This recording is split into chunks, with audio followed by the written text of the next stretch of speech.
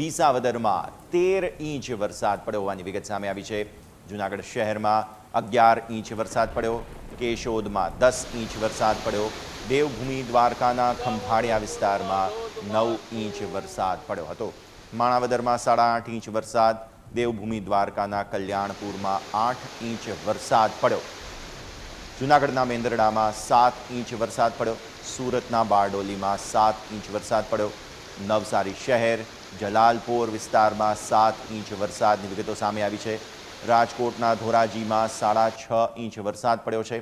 જૂનાગઢના માળિયા હાટીનામાં 6.5 ઇંચ વરસાદ.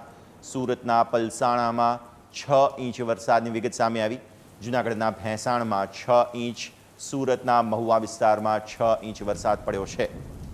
મોરબી શહેરમાં 5.5 ઇંચ વરસાદ. અમરેલીના રાજુલા વિસ્તારમાં 5.5 ઇંચ વરસાદ પડ્યો.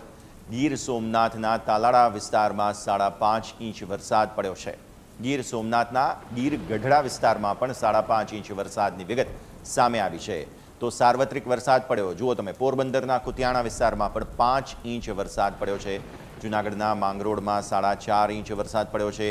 ગીર સોમનાથના કોડીનાર અને ઉનામાં 4.5 ઇંચ વરસાદ પડ્યો છે. ભાવનગરના મહુવામાં 4.5 ઇંચ વરસાદ છે. દેવભૂમિ દ્વારકામાં 4.5 ઇંચ વરસાદ પડ્યો છે. અમરેલીના બગસરામાં પણ 4.5 ઇંચ વરસાદની વિગત સામે આવી. અમરેલીના ખાંભામાં પણ 4 ઇંચ વરસાદ વરસ્યો હતો. જામનગરના જામજોધપુર વિસ્તારમાં પણ 4 ઇંચ વરસાદ પડ્યો હતો.